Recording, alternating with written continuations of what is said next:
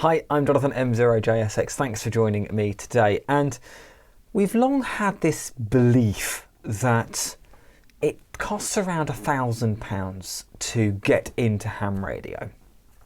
I've spurted that sentence myself before as well. And when I say that, I mean everything from a radio to the antenna, the coax, the power supply, everything needed to get a 100 watt HF station together. So I thought today, let's have a little bit of fun. Let's half that budget. Let's give ourselves a hypothetical £500 and see what we can find by searching the internet and see if we can build together a station for about 500 quid. Now, I have to say, I've done little prep for this. I've had a quick look on a few of the internet auction websites. There's one that we're going to be using quite a lot today.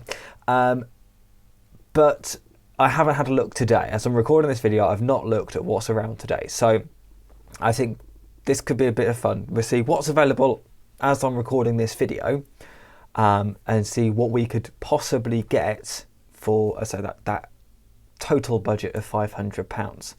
Now, I think if we can get a radio for, and that's the thing we're going to start with, if we can get a radio for around 350, maybe 375, I think we can probably do it quite easily. Where we're going to come a little bit unstuck, I think, is if we're having to spend up to £400 for a radio, because getting a power supply for sort of less than 50 quid might be a bit of a challenge, but I don't know. We'll have a look. Let's hop over to the screen.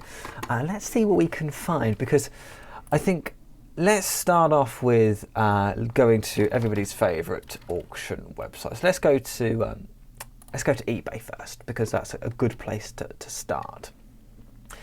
And let's just start looking for a radio. Now we start thinking about used radios for around the price that we've got. We're going to need to go back a few generations. So, I mean, we could start looking for FT450Ds from Yaesu.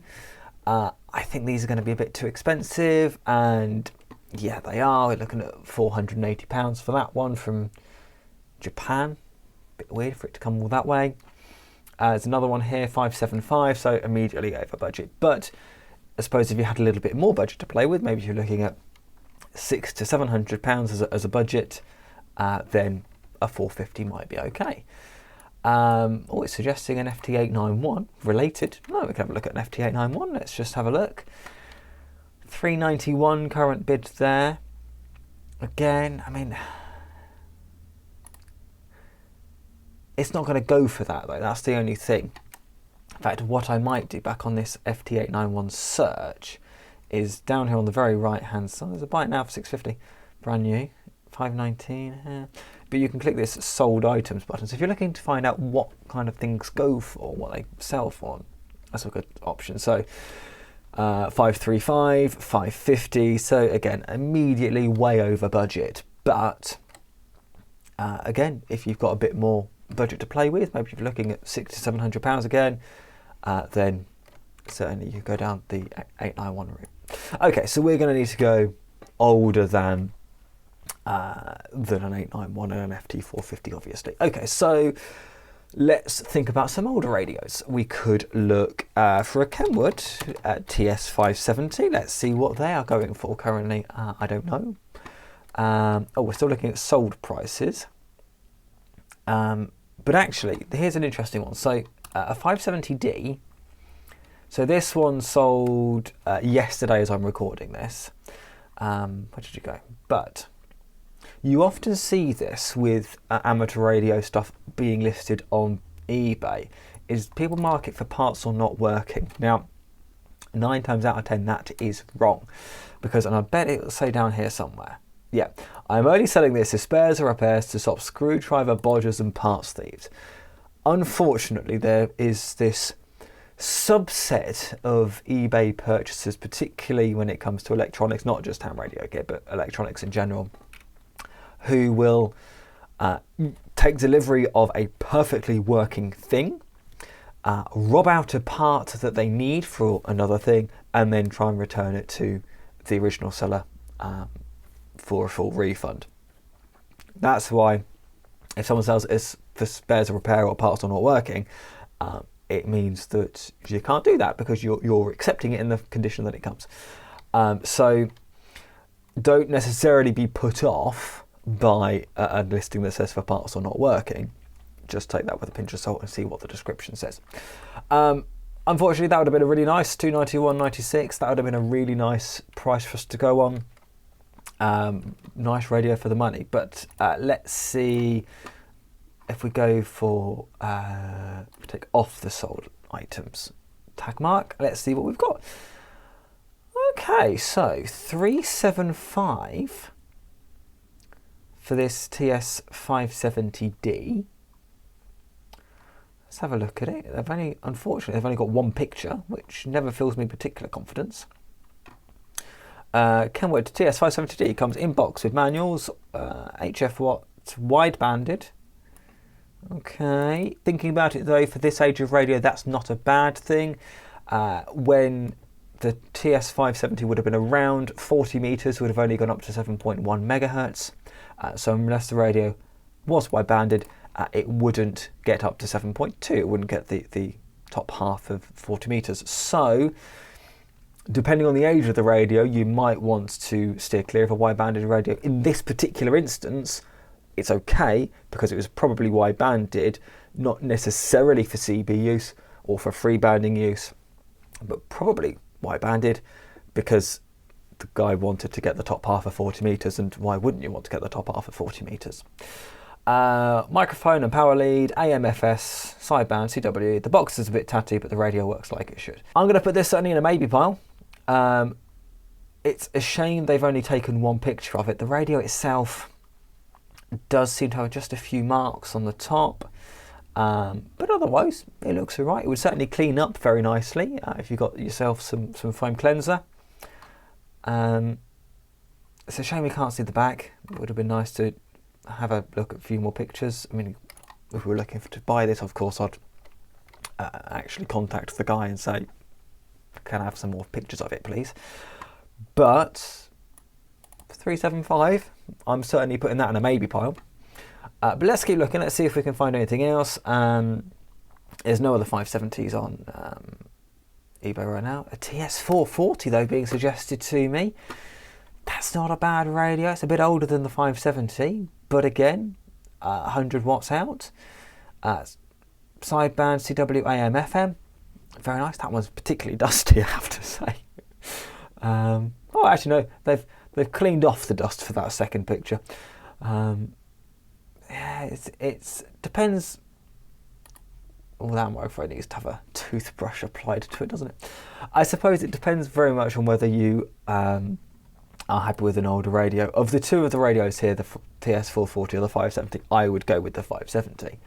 But 440, another good option. What else is being suggested to us here? An 870S. That's going to be a bit rich for our budget at 475. Trio, that's on a buy. That's on a bid. So, okay. A TS450 parts only. Let's have a look. See what this one says. Small crack on the front panel next to the power switch. Microphone is tatty. Okay. Oh yeah, I see what they mean about the microphone. You can still buy though an MC43 brand new from Kenwood, which would still work. So that doesn't necessarily matter. Where's this crack they're saying about? Oh yeah, okay, it's not going to affect the use, but yeah, it's there. But again, 100 watt radio, current bid at 275. I don't know what it would go for, but has aftermarket TCXO installed, no internal tuner. We're not expecting an internal tuner for this price. Original tatty microphone. In fact, like the 570, does the 570 have an internal tuner? It does. I'd forgotten that. Interestingly enough, the TS570, the first radio that I ever used, because when I was doing my foundation license, way back when in about 2007, you had to make an HF QSO as part of the syllabus. You don't have to anymore, of course, but back then you did. And the radio club that I was doing with which was the Banbury Amateur Radio Club, they had a TS570, so that's my first experience of amateur radio was using a 570. Let's move away from Kenwood. Let's just have a look at ICOM IC735, a good older option of a radio. None on eBay. I mean, there's a PA and low pass filter assembly for one, but none on there. Okay. Suggesting an FT757. Now that's not a bad shout from Yaesu. I had a 757 GX at one point. Again, here we go. So this is a 757 GX. This is exactly like the one I had. Again, 100 watts out. Sort of early 90s or late 80s design. Now what's it saying here? It's relisted due to non-payment. SSB transmitter receives and not guarantee other features work as they should. Has listed parts on working. So he uses it on SSB. He's not a CW person, but let's be honest, probably if it works on SSB, it's going to work on the other modes too. Used regularly on 10, 20 and 40 meters. Would benefit from a service and alignment. You could, you said Castle Electronics or Dave Woods down in Wales and probably do it for you. Physically, not too bad for radio of its age. The handle and feet were missing when I acquired it, so replacements have been made. Some of the paintwork was so bad that I polished it off. Please look carefully at the photos as these form part of the description. Radio transceiver only, microphone and power cable are not included. Okay. Microphone, easily sourceable. Power cable, that's a bit more of a problem, because on these old Yaesu radios, so 757 in particular, if you take a look at the back picture, that's the power connector, that weird 4-pin connector. Now, I've not seen a power cable for those separately in quite a while. If you wanted to, you could probably swap that connector out for something else if you wanted to get inside the radio and do that. But yeah, possibly one to steer clear from if it doesn't come with a power cable. I am going to have one final look for an FT840, which will be a similar age to the 570, I imagine. There's only one on eBay by the looks of it, and make sure there's a couple of manuals for them, but only one on eBay. It's far too much money. It's $429. It's coming from Serbia, did it say? Yeah, Serbia. That's a heck of a lot of postage as well. But if you're watching this down the line, 840 is another good radio to look out for. Solidly built, 100 watts. Don't really go wrong.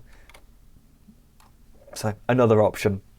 For the purposes of this video though, in what we're doing today, not an option for us. That's far too much money. So I think we're going to be looking at that 570 for 375. Okay, that sounds good. I'm going to grab in my spreadsheet and we're going to say radio 375.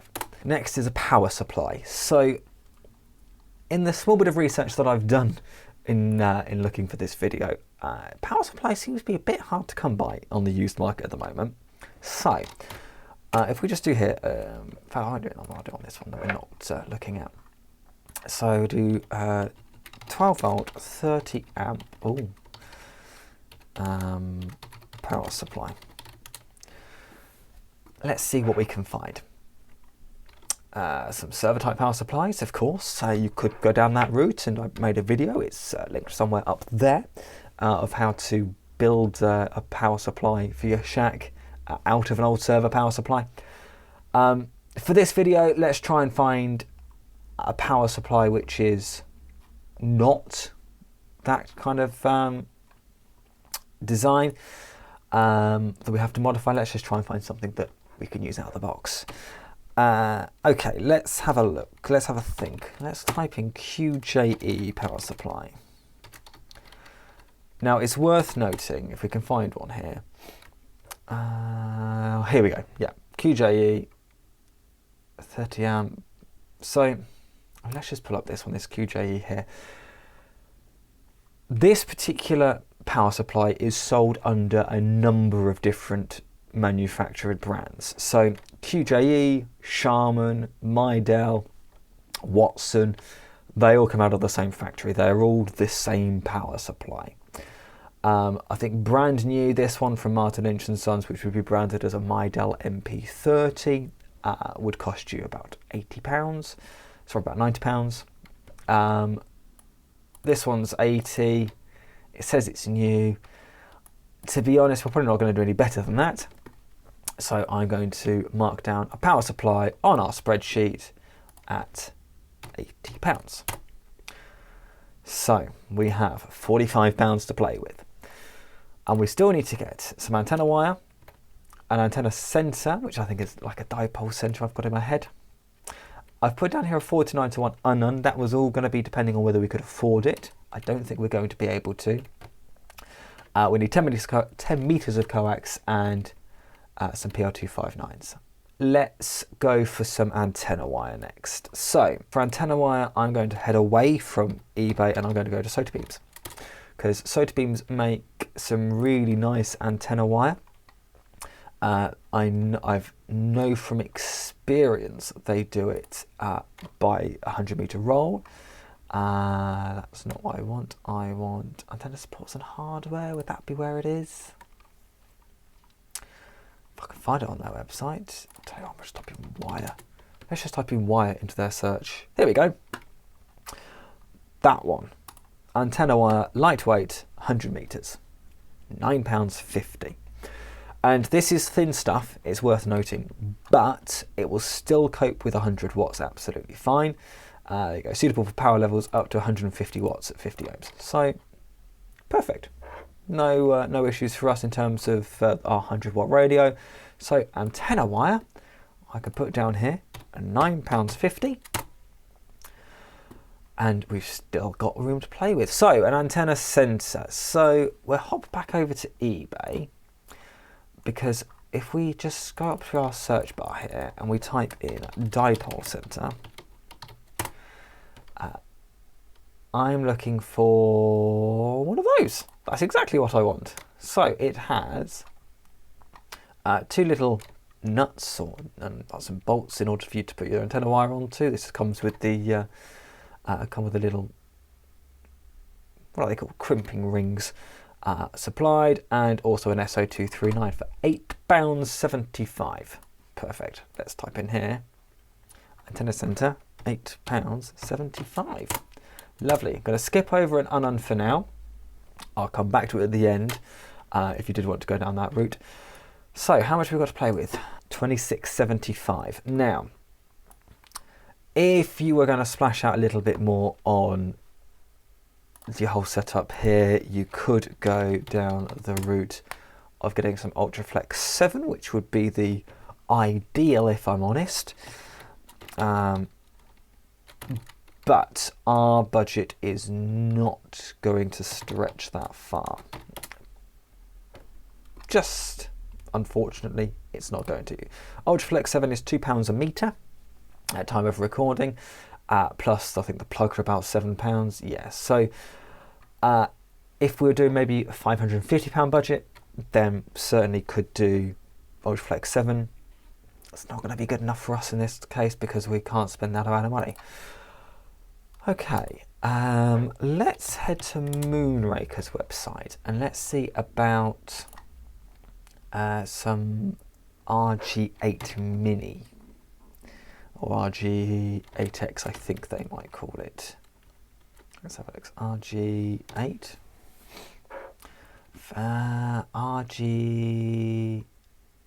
RG8 Super XX per meter. There we go. That's going to be cheaper. So it's £1.19 per meter. High performance, low loss, Mini 8 Super XX coaxial cable, same spec as large 213, but small diameter. Yeah, cool. Right, that's what we're going to go for. So it's not going to be as good as Ultraflex 7, but for HF it's going to be great. £11.90. We've got £14.85 to spend on some PL259s. we're not going to need that much, are we? Let's see. I'm sure they will also have PR259s for it. May as well go for some nice compression fit ones. £2.95 a plug. So in here we're going to go equals 2 times £2.95. There we go. The total price to get on the air for all of that stuff, £491.05. And it leaves us £8.95. That might come with some shipping costs that I haven't accounted for. So there we go. It can be done. 500 quid. You could get on the air on, I have to say, one band. You'd have to build a dipole for a particular band. I mean, you could potentially run as a fan dipole. You could build yourself some little spreaders from some bits of plastic or something. I don't know. But certainly, if you wanted to get on the air on, let's say, just the 40-meter band, everything we've got there would certainly do the trick. Now, of course, this is a hypothetical. We're talking about a hypothetical 10 meters of coax, because you might need more, you might need less to get from wherever you're putting your shack to wherever you're putting your antenna. But it just goes to show that you can do it for 500 quid. I did say that I'd come back to a 49:1. So if your budget extended a little bit further, you wanted to go down the route of getting an end-fed half wave. Of course, the advantage of going for the end-fed half wave is essentially you've got all of the benefits of having a dipole, except you feed it at one end rather than in the middle, and you then also get the harmonically related bands. So if you went to UK Antennas, which is where I would personally go if I was looking for a 49:1, on their shop, if you click on Antennas, and then I would go for this one here. Got £40 for a 49:1 unknown. We'll certainly do the trick. This particular transformer is rated for 400 watts. Of course, the wire that we've spec'd is only rated for 150. So you'd want to, if you were going to run more than sort of 100 watts, you would want to uprate the spec of the wire. But as a starting point, that's a good option. Of course, you could wind your own 49:1 if you wanted to. You could buy an FT240 43 toroid, or a couple of them even, and wind your own 49:1. There's no reason why you can't, but for something off the shelf, certainly UK Antennas is where I would probably go. So there we have it. That's what I can find for £500. I'd be really interested to know where you think I could have gone differently. What would you have purchased for that £500 budget?